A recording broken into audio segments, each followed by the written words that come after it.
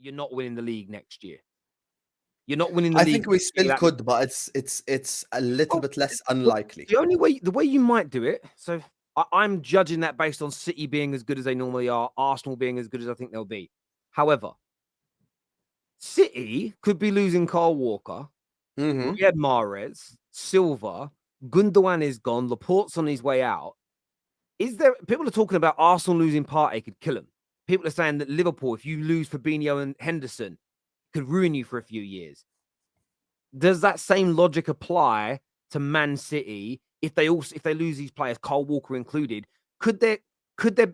I'm not going to say struggle next year because they're a brilliant team, but could there be a 6, 9, 10-point drop off from this City team? There could be, and Terry, that's what I've been banking on from the start. I've always said, look, Liverpool need to do what we need to do.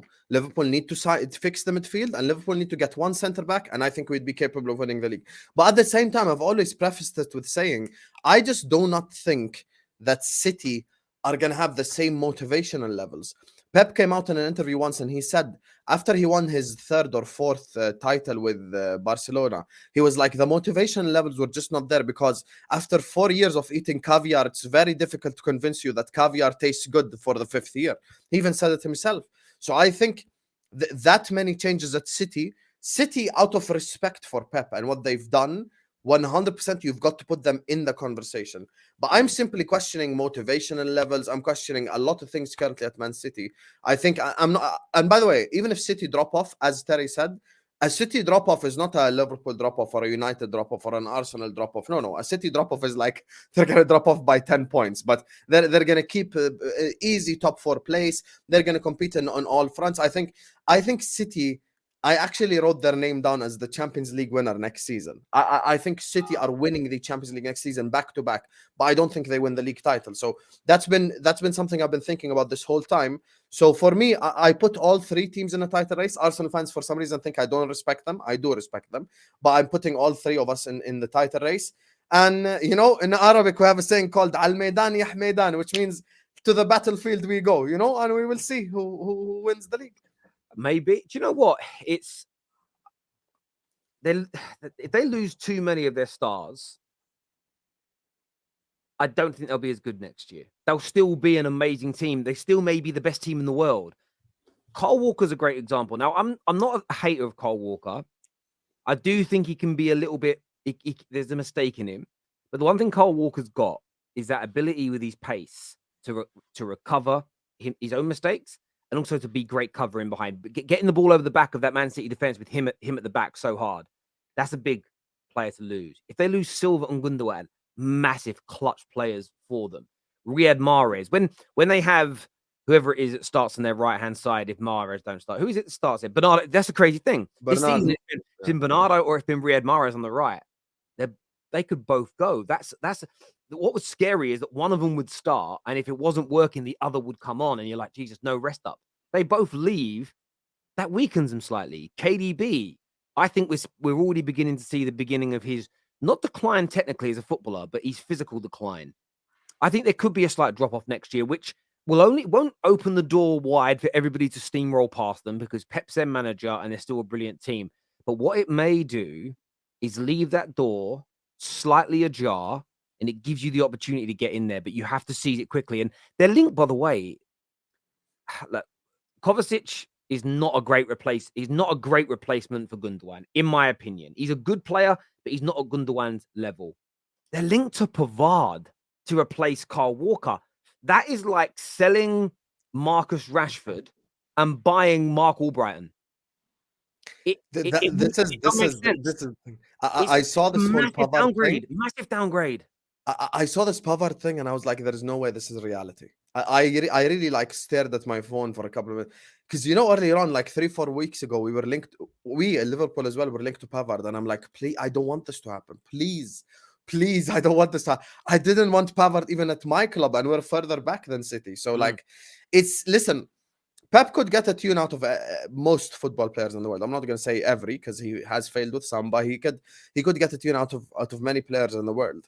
But Pavard, I'm going to be honest with you, going from Walker to Pavard, it's not just a downgrade. It's an unbelievable downgrade. I really do not think there is any attribute on the football pitch that I would give Pavard over Kyle Walker. Not a single attribute. Not a single attribute. Like every player has something over someone. With Pavard and Kyle Walker, there's just nothing. Like I think Kyle Walker is probably even a bit technically better. Kyle Walker is, I'd say, even technically on the ball, he's probably a bit better than Pavard. Or else, if he wasn't technically good, he wouldn't survive 4 or 5 years under Pep anyway. If he wasn't technically good, Pavard, so that's Pavard to me. I'm just, as a few people were saying, a Kanji. People spoke about a Kanji like that. Yeah, but I'm not other people. I'm me. I didn't say a Kanji was going to be a bad deal. So again, you can't. I will say this to people: if you're learning how to debate, you can't debunk my opinion with things other people have said. I once said something. I can't remember what it was about now. Someone, yeah, but Gary Neville said the opposite once before. I'm like, well, how does that make me a hypocrite?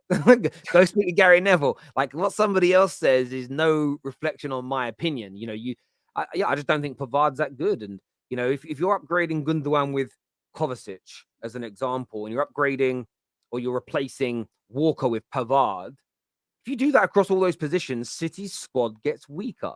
It's as simple and as straightforward as that for me. Now, like I've said, they're not going to fall off and struggle to make the top 4, go out in the group stage of the Champions League, but they'll just leave that door slightly ajar.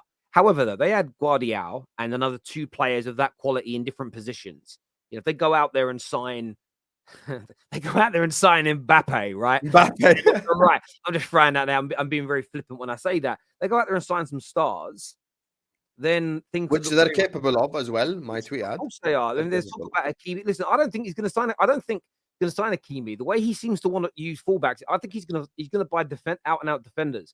I think the age of marauding fullbacks is done now, and that's why Liverpool are looking to move on from Robertson, because what he's good at, it may not be your system next year. And 100%. And let me just say something to the guy who said Akanji. That still doesn't debunk Terry's logic, even if Terry said it, which he didn't. But let's assume, for the sake of argument, he said it.